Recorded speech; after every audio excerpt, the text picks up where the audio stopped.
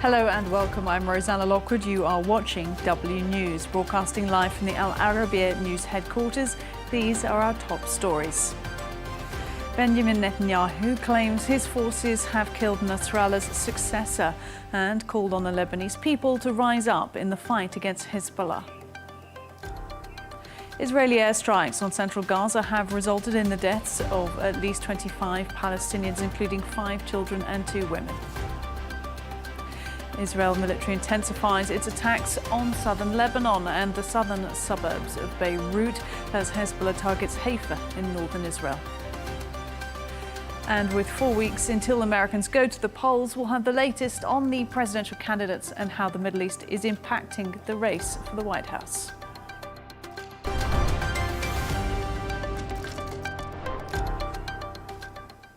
Welcome now to some breaking news. Benjamin Netanyahu says his forces have taken out Nasrallah's successor, Hashem Safieddine. In a televised address, Israel's Prime Minister saying Hezbollah is weaker than it has been for many, many years. He also reinstated Israel's right to defend itself and called for people to rise up against Iran's Hezbollah. We've degraded Hezbollah's capabilities. We took out thousands of terrorists, including Nasrallah himself, and Nasrallah's replacement, and the replacement of his replacement. Today, Hezbollah is weaker than it's been for many, many years. Now you, the Lebanese people, you stand at a significant crossroads. It is your choice. You can now take back your country. You can return it to a path of peace and prosperity. Well, for more on that announcement, I'm joined by Noga Tarnopolsky, a journalist based in Jerusalem. Good of you to make time for us. And with regards to Israel's government now claiming they've assassinated Nasrallah's successor, should we take that as confirmation, at least from the Israeli side? I think so. It's confirmation from the Israeli Prime Minister. I have to tell you that I was on a press conference with the IDF spokesman when the Prime Minister's office posted that video of Prime Minister Netanyahu exhorting the Lebanese people to rise up. And the army spokesman appeared very genuine when he said he had no idea what the Prime Minister just announced. And he told a journalist who asked him about it kind of live in the presser, he said, I'm going to have to look into it. So it appears that for some reason, the Prime Minister chose he himself to make this announcement, and that Israelis, it's the first they've heard of it. Extraordinary. What does that tell you about what might be happening in the government at the moment, or maybe the government not speaking to the Defence Ministry? Well, clearly, the Prime Minister had this information from military sources. But what it shows is that there is not an organized communications chain of command or comms office. The Prime Minister just decided he himself wanted to announce it in a statement to the Lebanese people that I think we have to ask ourselves if there are many Lebanese who will appreciate an Israeli Prime Minister telling them how they should behave. And so it sounds almost as if he personally were trying to take credit or maybe even boast of this achievement. But to this very moment, as I'm speaking with you, we have not yet gotten confirmation from the IDF, that is the body that's authorized to actually make these kinds of, declarations.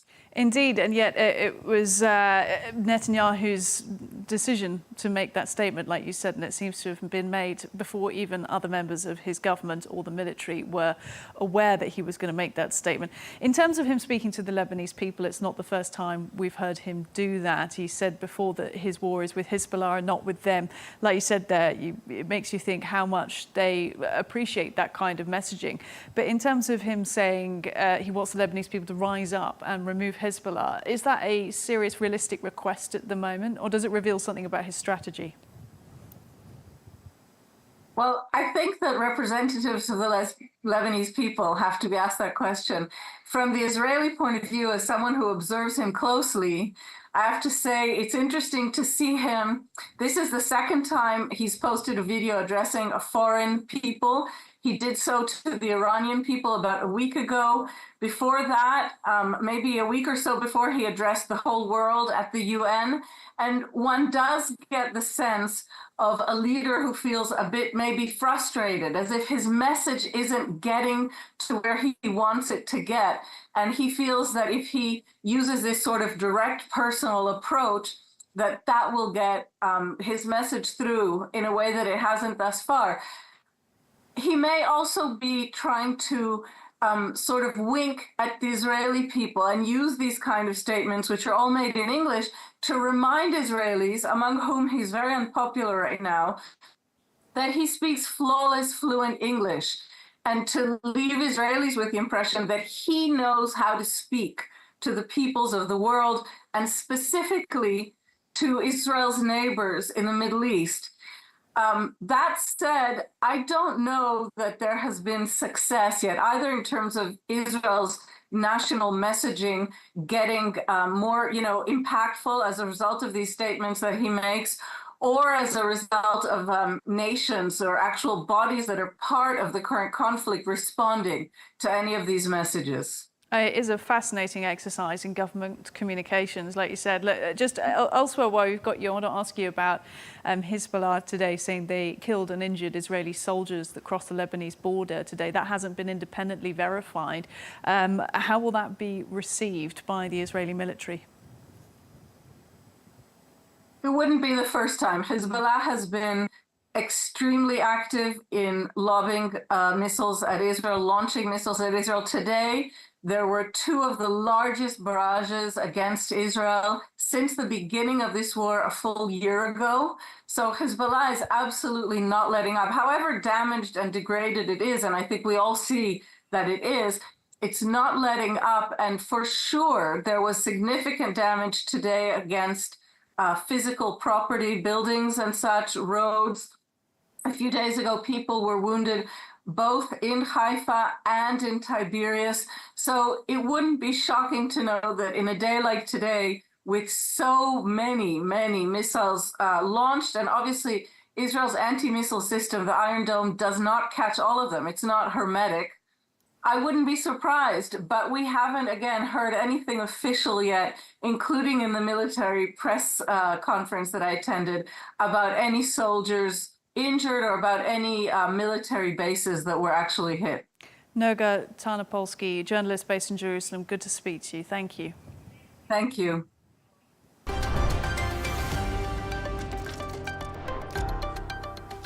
Well, at least 25 Palestinians, including 5 children and 2 women, have been killed in Israeli airstrikes on central Gaza. Today, funerals were held in Deir al-Balah for over 15 individuals who lost their lives on Monday night when Israel targeted the barrage camp for displaced Palestinians. That is according to the Gaza-based Ministry of Health. Well, for more on the humanitarian situation in Gaza as it currently stands, I'm joined now by Palestine Red Crescent Society spokesperson Nebal Farsakh. And quite simply, just talk to us about the situation in Gaza today. Good evening. Thanks for having me. It has been a year since the beginning of the war on Gaza, and the situation is dire. It is beyond catastrophic. There is shortages of essential supplies, including food, water, electricity, and medical care. Almost 96% of people in Gaza do not have enough food for themselves or their families. 90% of Gaza's children suffer from food poverty, along with almost 90% of the entire population are internally displaced. They are forced to live in areas, small areas that is marked as humanitarian zones. However, even these areas, it turns out it's not safe because we have seen repeated attacks in such areas, and the situation is just deteriorating. We also seen that more than 41,000 Palestinians have been killed since the beginning of the war on Gaza. The majority of them are children and women. More than 96,000 others have been injured, along with almost 10,000 people are still missing under the rubble, and literally all aspects of life of life have been destroyed in Gaza. Civilians there are struggling every single day to get food. Even getting water is an everyday challenge for civilians in Gaza. Life there is just marked by constant fear, panic, and uncertainty, evacuation after evacuation. At the same time, the healthcare system is also almost collapsing. 16 out of 36 Gaza hospitals are still partially functional. They are lacking medical equipment, medications, along with even electricity. And at the hospitals, these hospitals can barely still operating to save the lives of wounded. And this means pregnant women, people with chronic diseases, and those who caught infectious diseases, they go out without any treatment because of how hard is the situation in these hospitals. Talking about quality health care services is for sure impossible. And at the same time, thousands of patients and wounded are still waiting to be evacuated outside of Gaza. They are trapped inside Gaza and denied their access for treatment, since there is no way for them to receive the proper treatment in Gaza hospitals, and their cases need to be evacuated outside of Gaza. Their lives are at risk because of not being able to receive treatment. It's a dire and extreme situation that you've laid out and that we've been watching unfold for the past year. I mean, in terms of what you need right now, you've mentioned there's so much that you're lacking, so much that the people are lacking. What do you need from the international community in terms of support? The Palestine Red Crescent renewed its call for the international community to intervene immediately to protect civilians, humanitarians, and aid workers under international humanitarian law. Without a permanent ceasefire, it will be hard to be able to deliver the necessary aid to all the people of Gaza. We need also safe, sustained humanitarian aid access to all areas of Gaza. Israel is still obstructing the entry of a humanitarian aid. Since May 7th, Rafah crossing has been closed. However, humanitarian aid is getting through other crossing points, but the total number of aid trucks allowed to get into Gaza is still far away from the number that we need to get into Gaza. It's not even scratching the surface of the needs. That's why the situation is beyond dire. And as I said, there is lack in everything, including even hygiene items such as soap, which has also helped in the fast spreading of infectious diseases, including skin diseases among the internally displaced communities. That's the Palestine Red Crescent Society spokesperson, Nebal Farsakh. Thank you very much for making time for us.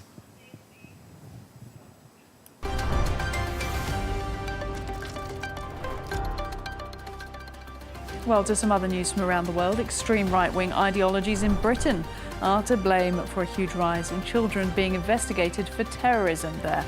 That's the warning from the boss of MI5 speaking to reporters in London today, adding the internet is the biggest factor driving that rise. A number of North Korean soldiers fighting alongside Russian forces in Ukraine have been killed. That's according to South Korea's defense minister. Ukrainian media had previously reported 6 North Korean officers were killed by a Ukrainian missile attack near Donetsk earlier this month. In the US, residents in southeastern states have braced for the arrival of Category 4 Hurricane Milton. The storm will be a second in just 2 weeks and poses a serious threat to Florida, according to authorities. Florida's governor urging residents to evacuate.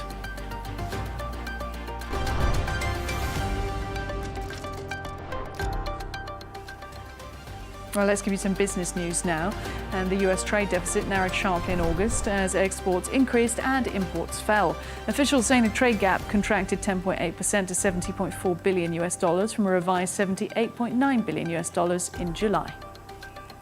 Staying in London, luxury department store group Selfridges will now be 40% owned by Saudi Arabia's sovereign wealth fund.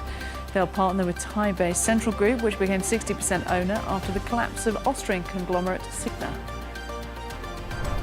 And officials in China outlining more measures to try and boost the country's economy.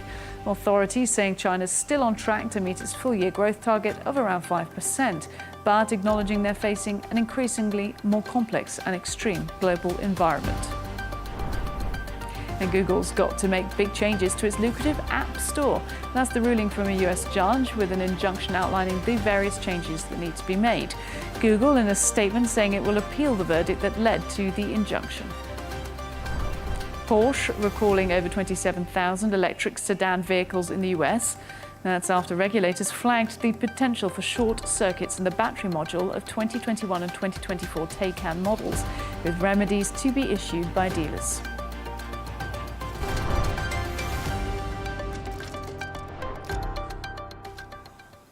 Well, in the ongoing conflict between Israel and Hezbollah, the Lebanese group has launched its largest rocket barrage to date at Haifa, with its remaining leaders vowing to continue their assaults. In response, Israel has intensified its attacks on southern Lebanon, targeting the southern suburbs of Beirut. Well, as we heard earlier in the programme, Benjamin Netanyahu has claimed that the successor to Hassan Nasrallah, Hashem Safieddine, has been killed. For more on that situation, I'm joined now by the Director of the Institute of Political Science at St. Joseph University, Dr. Sami Nader. Thank you for making time. And let's just start with those remarks from Netanyahu this evening about the killing of Hashem Safieddine. According to the Israeli government, it's confirmed. We'll have to wait, obviously, for further verification. But how significant is this? It is very significant because the fact that Hashem Safieddine was the most prepared to replace Mr. Nasrallah, which is by itself a big blow to Hezbollah, the very charismatic leader out of the picture. This would degrade Hezbollah capabilities on the military and political side. Though Mr. Safieddine was chosen to replace him since the 80s. In fact, he was called from Iraq in order to get trained and to support Mr. Nasrallah. And since then, he was number 2 in the organization, playing the role similar to a prime minister, looking after investment finances. And recently, he has been very active on the political side. Definitely, his killing is a major blow to Hezbollah, maybe as important as the killing of Mr. Nasrallah, because he was the one that one could hope could replace Nasrallah. And this comes as one more escalatory move. Now it's a fact that Israel is keeping the pressure on by targeting the chain of command in Hezbollah. They managed to decapitate the organization and to dismantle its capability. Though they are showing a significant degree of combativity and of military readiness in the zone of close combat.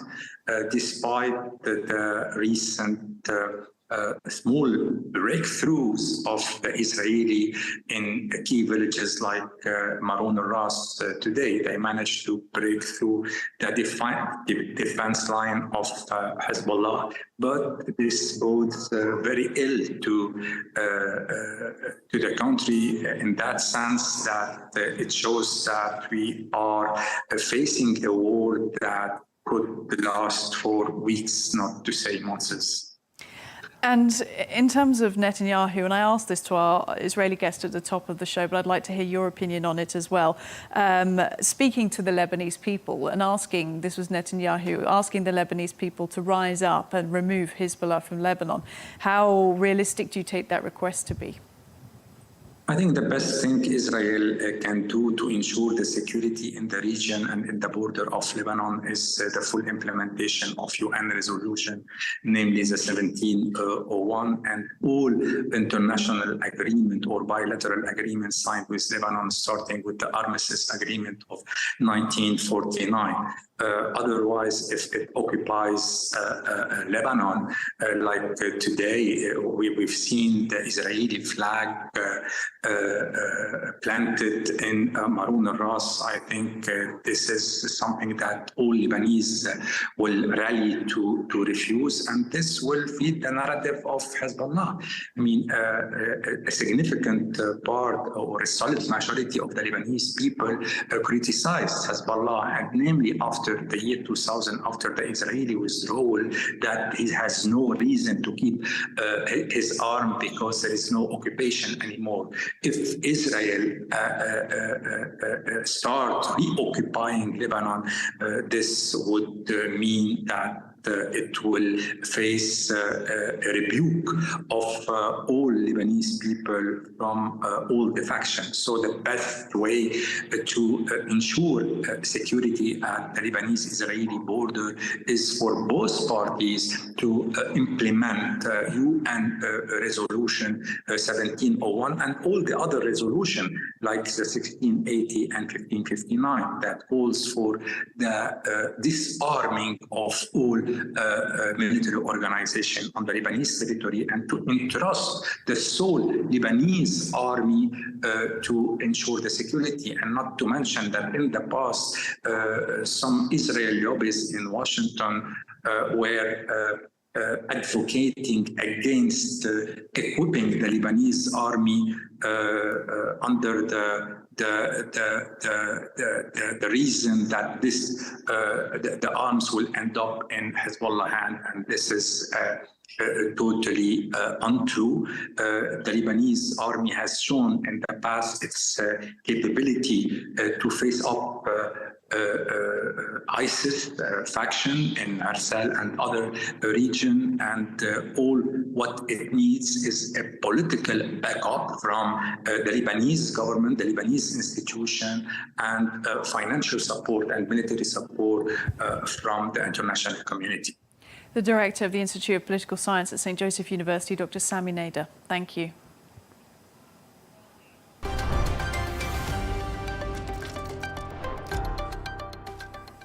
Well, to the US now, where it's less than 4 weeks until Americans decide who will become the next president of the United States. Both presidential nominees are hot on the campaign trail, with just 2 percentage points separating them in some of the polls.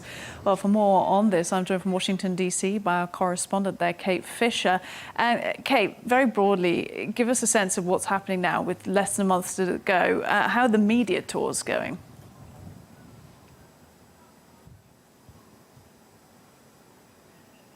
Well, Kamala Harris particularly is really blitzing that. There was something of a pause yesterday for the October 7th remembrance services and so on. But today, both candidates are back clearly campaigning. Kamala Harris had a slow start to her media appearances, and she was criticised about that, people saying that she didn't do enough interviews. Well, that has changed today. She has 3 on the book. She's already done one for ABC's morning show, The View, hosted by Whoopi Goldberg. That was a live interview. And then she's on Howard Stern's radio show, and then later tonight, The Late Show with Stephen Colbert. She's already also done several podcast interviews in the last couple of days. That's an attempt for her to really reach a variety of voters, particularly younger voters and men, both demographics that she really needs to come out and vote for her if she is to have a chance of beating Donald Trump next month. And let's talk about polls for a moment, because Harris leading by 3 percentage points among registered voters in some of the polls, but polls do appear to be narrowing on some policy points.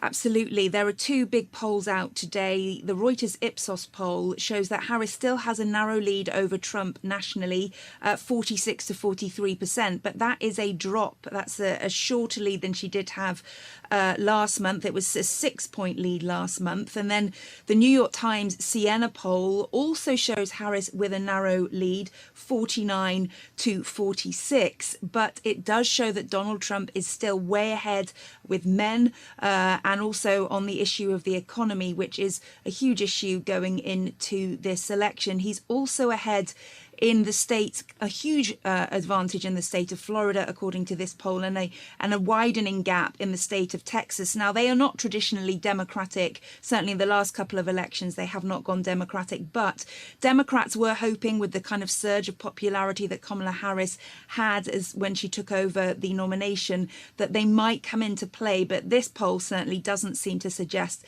that is happening. But in some aspects, Harris is getting climbing, making small gains, at least on things like trust and temperament, things that do matter to voters in elections. She is climbing and closing the gap with Donald Trump.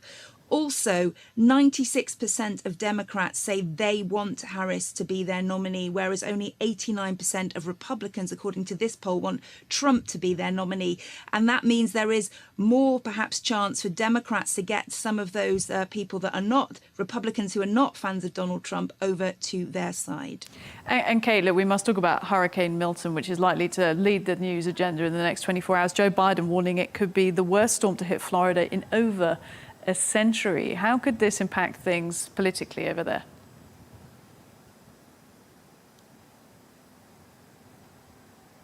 Well, I think it will, because actually the average American, certainly any American living in Florida right now, is not really tuning into the election.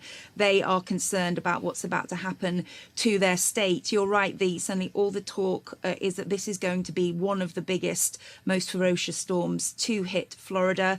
I've even seen a weather forecaster in tears about it on one of the networks. And I think it will be an impact on the election. Joe Biden is obviously seeing how important it is. He's cancelled a trip to Germany that he was due to take in order to stay here in the US to lead this, to lead the rescue and clear up campaign.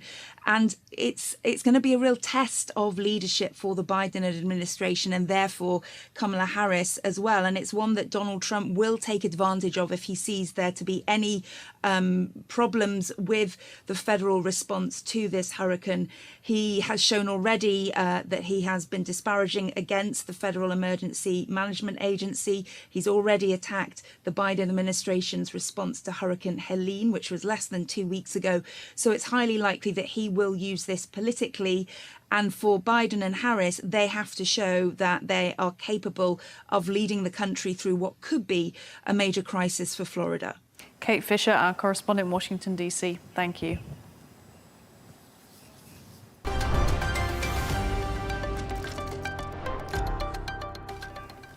To some sports news now. Manchester City's accused the Premier League of a misleading response following a legal case concerning rules governing commercial deals. City writing to the league and the other 19 clubs in it to challenge the interpretation of the outcome. Former Barcelona midfielder Andres Iniesta announced his retirement from football at the age of 40. He's got the 2010 World Cup for Spain under his belt, as well as 9 La Liga titles and the Champions League 4 times with Barcelona.